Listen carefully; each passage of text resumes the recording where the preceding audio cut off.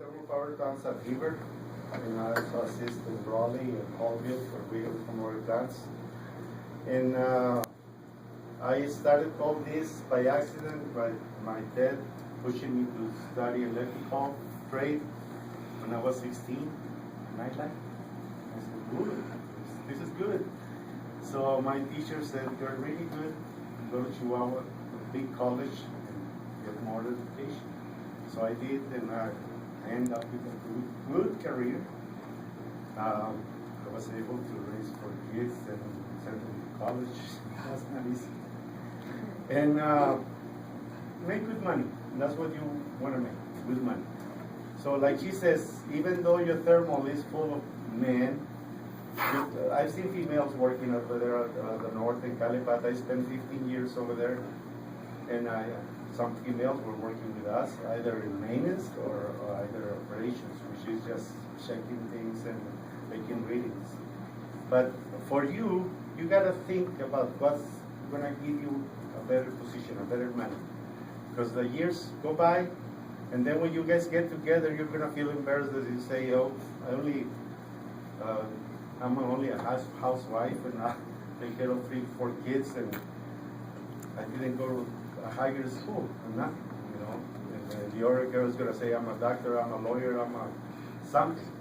And when you guys are paid, it's kind of embarrassing to see, you know, the one next to your table is better, and you never thought you was going to do that better. So just think, when you are growing up, what's giving money, what's making better money. Like nurses, they make a lot of money. And I would like to find a nurse now, but it's too late. But anyways, you just think what's better. And one of the best paid guys in our industry are the electricians and the welders. I don't think it's so hard for a girl to do welding, but it's something that is used a lot in geothermal. And geothermal is a good industry. It pays good. Always has been paying good, even though you're a peon. They used to call me a highly paid peon because I was taking good money home. So it's a good career being in geothermal. And I learned electricity by accident, and I went to a better school, and I got better and better. And I've been in this for over 25 years, and I guess I'm going to retire like this. And I suggest that you guys look at the electrical. Electrical stuff pays a lot. The guys at IID, they make a lot more money than us. I don't think it's impossible for you guys to work at IID. Look at all the controls, look at the different plants, and decide where the power goes, where the electricity is going to go, to what area, what house, the houses. And, it's a nice career, and they pay a lot of money over there. So whenever you're thinking about careers, think about geothermal, think about electrical, think about the industry of electricity, maintenance mainly. And I don't know if you have any questions, you want to know something else about this career or this industry, you can ask.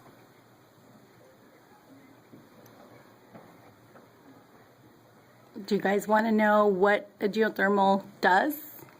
Like exactly? Oh, I didn't explain that. Geothermal power is made out of the steam that is underneath, like the oil. We get the oil out of the bottom of the ground, and we make gasoline, we make a lot of stuff from it. From geothermal, we pull it out of there, and then we treat it, we put it in different vessels, tanks, whatever, and make it reach the turbine. The turbine it has a generator. The steam goes to the turbine and moves the blades, and the blades have a shaft attached to a generator, a humongous thing, and that guy generates a lot of electricity. And then it's put in a transformer, and the transformer makes it bigger to 92,000 volts and sends it to IID, and IID decides where to sell it. But geothermal is beautiful because it comes out of the ground. It's almost free.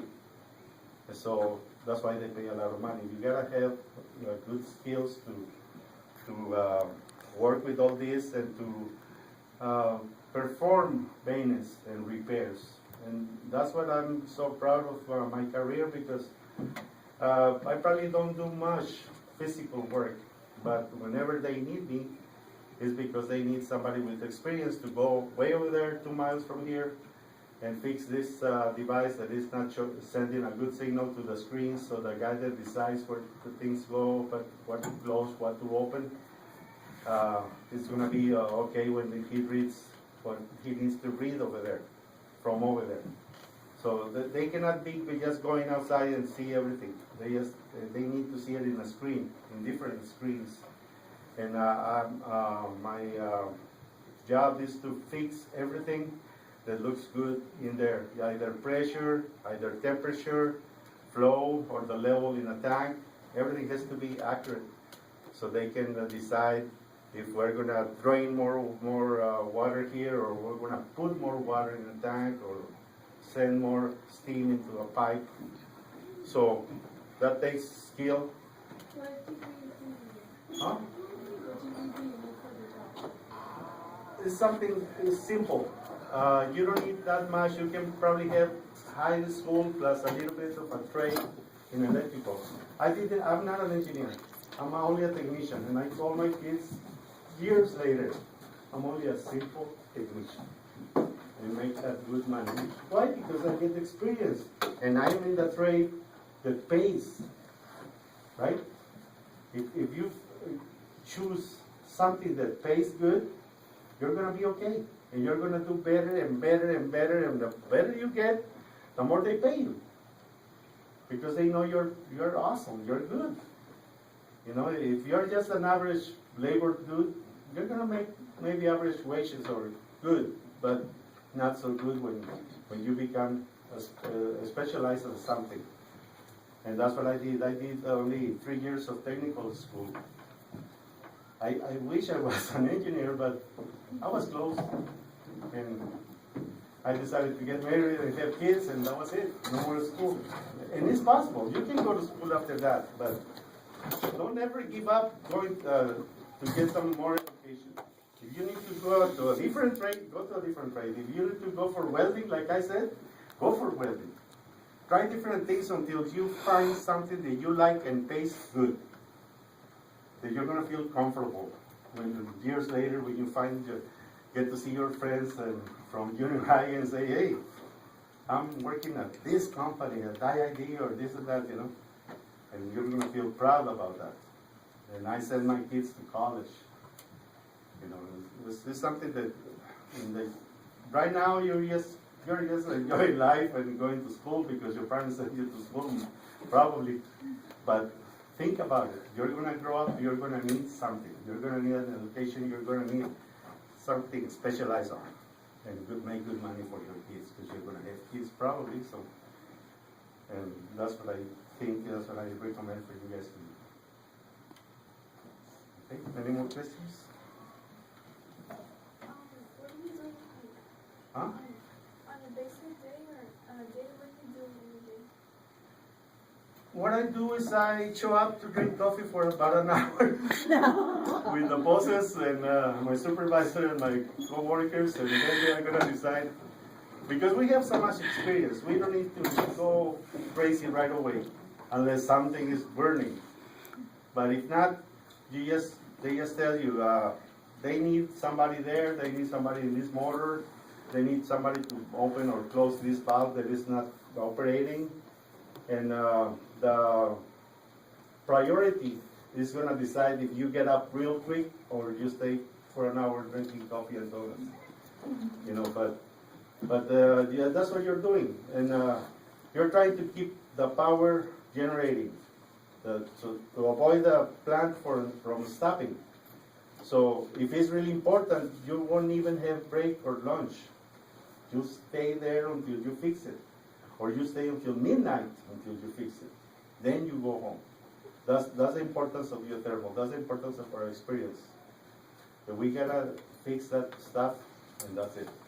We have a question right here. Has a really bad accident happened? Huh? Has a bad accident happened? Yeah, we had dead people, and there's mistakes. mistakes are easy to happen because you have different, like, do you guys know the breaker box in your home where the breakers are? We have humongous things, humongous here and there. And that's A, this is B, this is C. And out there, the wires go underground and go out there to another machine. And they are work on it, and they say, oh, we're on B. And they are crossed, they are not exactly A, B, and C. So they say, okay, I'm on this side, that must be A. So they see A that is down. So they say, okay, it's safe to work on it. Grab the big cables with 4,000 volts or whatever.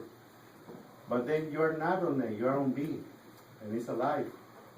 And one of our friends just started with a wrench and got electrocuted and died right away, 32 years old.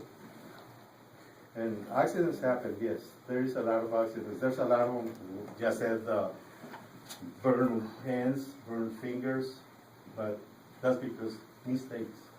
It's not because it's so dangerous, no. It's because your mistake. I may be called a chicken or coward because I approach these things when I see a ground going to short out that stuff that it won't be possible to turn it on.